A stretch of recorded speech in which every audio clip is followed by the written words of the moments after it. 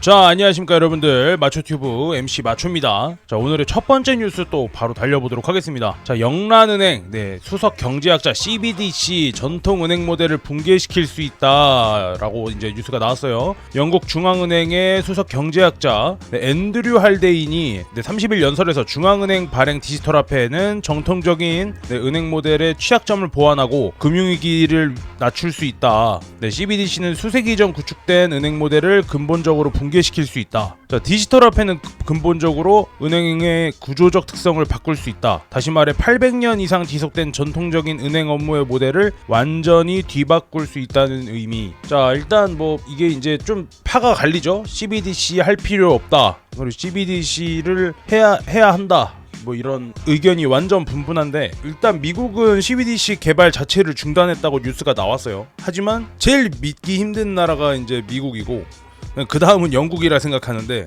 둘이가 입장이 완전히 다르네. 그죠? 영국은 뭔가 CBDC에 대해서 좀 심도 있게 생각을 하고 있는 것 같은 그런 느낌도 드는데, 어쨌든 800년 역사의 그 전통적인 은행이라고 하면 800년이면 바뀔 때 됐다고 생각 들지 않습니까? 그리고 온 세상이 디지털인데 아직도 지구에는 종이 지폐를 쓰고 있잖아. 그죠? 그리고 뭐 CBDC랑 상관 있는 건 아닌데, 예를 들어서 뭐 채굴 같은 것도 보면은 뭐 전기 많이 먹는다, 뭐 환경 파괴한다 이러는데, 돈 만드는 거는 환경 파괴 안 하고. 그렇습니다. 수석 경제학자 앤드류 할데인 마음에 드네요. 어쨌든 이런 움직임으로 빠르게 바뀌는 전통금융 시장이 됐으면 좋겠습니다. 자, 그러면서 다음 뉴스인데요. 북미 최대 채굴 기업 4,400만 달러 규모 채굴 장비를 샀다. 북미의 이제 채굴 기업 헛팔이 4,400만 달러 규모의 채굴 장비 구매 계약을 체결했다고 밝혔다. 11,000대 채굴 장비가 추가 배치될 건데, 이제 이게 홍콩 기반의 슈퍼 에크미 테크놀로지의 마이크로 BTM 30S, M30S, M31S 자 등의 이 세 가지 모델로 해서 채굴 장비를 샀다고 합니다. 아마 비트코인 채굴인 것 같죠? 마이크로 BT. 자, 이제 슬슬 중국에서 채굴 과독점이 끝나는 그런 시대가 도래를 하고 있습니다. 자, 그리고 다음 뉴스인데요. 금감원 부국장 결국 암호화폐 거래소 업비트로 이직한다. 이거 옛날에 뉴스 한번 나왔었죠. 금감원 전 부국장이었던 사람이 이제 업비트 간다, 뭐 이런 얘기가 나왔었는데, 그것 때문에 이제 공직자, 일부 정부의 공직자윤리위원회는 이거 심사를 해야 된다 했는데, 이게 이제 심사를 하고 나서 취업 가능으로 판단을 내렸다고 합니다. 그러면서 뭐 윤리위는 A 전 부국장에 대해 공직윤리법 제17조 2항 밀접한 업무 관련성 없다고 하여 이제 두나무 고객보호실장으로 취업을 한다고 하는데, 자, 정말 좋은 소식 아닐까요? 어쨌든 그것도 심지어 직책이 고객보호실장이야.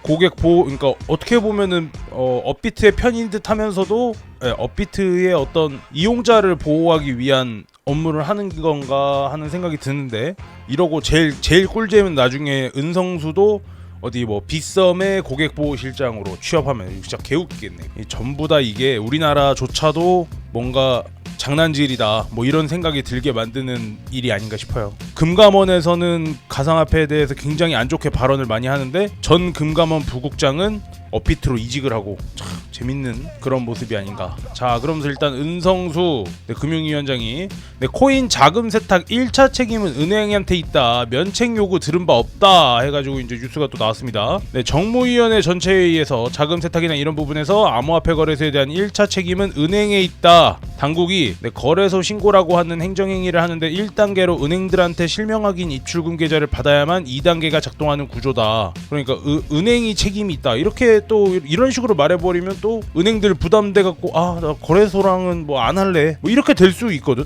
과연 이게 좋은 걸까? 뭐 그런 생각이 좀 듭니다. 사실상 행정행위에 은행들을 동원하고 있는 것으로 은행들도 상당히 힘들어하고 있다. 은성수 위원장은 금융당국은 빠지고 은행을 동원해서 뒤에서 장난 조작하는 것이 아니냐 얘기가 나올 수 있지만, 그렇지 않다. 자금 세탁이나 이런 부분에 1차 책임은 은행에 있다.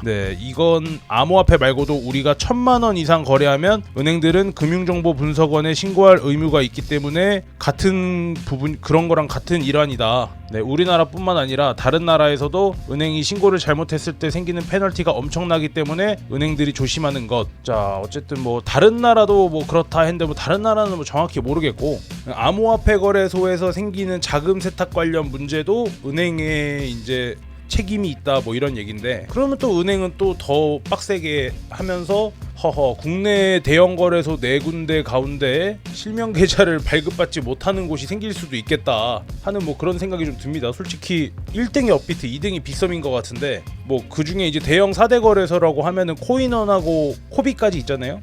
네, 거기다가 이제 뭐 플러스로 코팍스라고 하는데, 지금 뭐 업비트가 압도적으로 1위고 2등의 빗썸, 그리고 나머지들이 과연 잘 살아남을 수 있을까? 이거 결국 은행 실명 계좌 계약 못하면은 거래소 문 닫아야 되는 거거든. 그러면 거래소 문 닫게 된 그 이용자들, 그 사람들 코인은 과연 뺄 수 있을까? 예, 다른 거래소로라도 옮겨서 해야 되는데, 다른 거래소는 그 코인을 옮겨가지고 팔아가지고 돈 빼는 게 짜증나니까 업비트 같은 데서 뭐 갑자기 뭐 국내 지갑을 막아버린다던가 뭐 그러면 이제 대가리 아파지는 거지. 자, 한번 어떻게 흘러갈지 지켜보도록 하겠습니다. 자, 그러면서 네, 바이비트 중국 암호화폐 바이비트, 네, 중국 암호화폐와의 전쟁 선포, 펀더멘탈 현상에 긍정적이다, 뭐 이런 뉴스가 나왔는데, 이거 제가 한번 말씀드린 적 있는 뉴스인 것 같아요. 비슷한 거를. 네, 중국 당국의 규제 강화는 오히려 비트코인의 펀더멘탈을 강화하는 데 도움이 된다. 네, 바이비트는 일론 머스크 테슬라 창업자를 필두로 비트코인 채굴 과정의 환경오염 문제가 전 세계적으로 대두됐고, 네, 이에 중국 정부는 탄소 중립 목표와 대립된다며 암호화폐 채굴에 대한 전면적인 단속을 진행을 했다. 네, 중국 내에서 발생하는 비트코인 해시레이트는 최근 단속에도 65% 수준의 점유율을 유지하고 있지만, 네, 중국 정부의 대대적인 단속으로 5월 들어 중국발 해시레이트가 급감한 것은 사실이다. 자, 어쨌든 뭐 이것 때문에 상승으로 가는 건지 아니면은 이 중국의 규제로 하락이 될지 모르겠지만, 다 장기적으로는 오히려 좋다. 예, 전 세계적으로 이제 채굴기들이 뻗어 나가기 시작하면서 진정한 탈중앙화가 된 비트코인의 모습을 볼 수 있지 않을까, 뭐 이런 생각이 드는데, 긍정적인 시그널로 보는 게 조금 정신 건강에 좋겠죠? 뭐 지금 요즘에 이제 비트코인이 33,000달러대 지금 있거든요. 제가 이거 뉴스 녹화하고 있을 때 막 요즘에 최근에 또 보면은 아닌 것 같았다가 2만 달러까지 내려간다 뭐 이런 얘기를 하는 사람들이 점점 또 스물스물 SNS 이런 데 올라오고 있어요.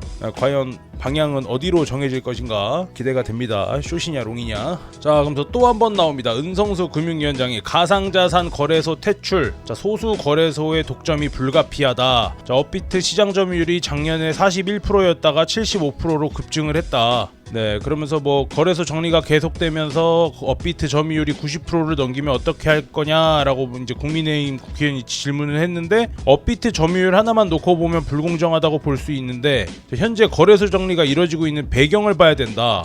해서 이제 뭐 또 이제 우리 탓 아니고 뭐 전체적인 국제 자금 세탁 방지 기구에서 네, 뭐 의무를 부여를 하고 그래가지고 우리는 특근법을 시행을 했고, 자금 세탁이나 테러 자금 조달 등을 막기 위해서 실명 확인 계좌 등을 할 수 있게 하고 했기 때문에 어쩔 수 없다 뭐 이렇게 했는데, 사실 그것보다 가장 또 중요한 건 그런 거 아니겠어? 업비트 우리가 쓰는 이유 뭐예요? 카카오가 대주주라며. 카카오가 뒷배에 있는 약간 카카오 자회사 같은 그런 느낌이기 때문에 뭐다? 안전하다라고 느끼는 거지, 그죠? 기본적으로.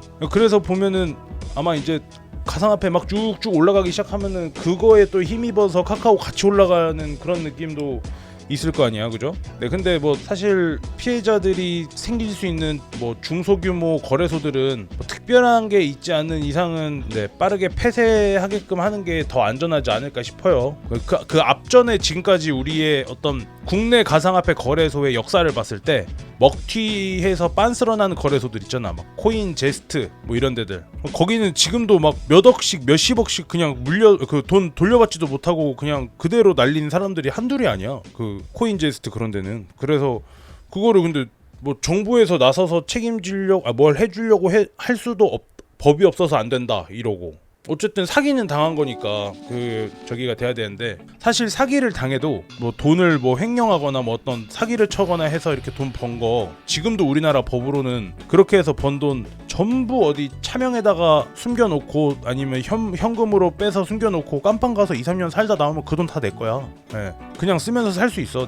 내가 아는 사람 중에 그렇게 사는 쓰레기가 한 명 있거든. 그 사람은 그러니까 회사 돈을 횡령한 사람이었는데, 어머니 친구인데 회사 돈을 횡령하면서 그게 들켰는데 그게 한 횡령한 금액이 총 긴 기간 동안 해가지고 야금야금 한 게 뭐 한 10몇억 되나봐. 근데 그거를 그냥 다른 데다가 자기 계좌로 안 넣어놓고 다른 데 어디 이렇게 다 숨겨놓고 그냥 깜방 갔어. 이제 곧 있으면 출소해서 그 돈 쓰면서 삽니다. 제일 문제지. 그냥 그 돈 가지고 해외로 가버리면 돼. 법을 바꿔야 돼, 법을. 그냥 재산, 개인 사유재산까지 싹 다 그 국가에서 강제로 털어가지고 사기당한 피해자가 보상을 받을 수 있게 할 수 있는 그런 강력한 법이 있어야지. 왜 대한민국 사기치기 좋은 나라라고 말하는 이유가 이 치고 나서 뭐 몇 년 살다가 뭐 잠깐 인생 잠깐 일시정지 해놓는다 생각하고 몇 년 살다 나오면 땡이니까 그거 최고 문제 아니겠습니까?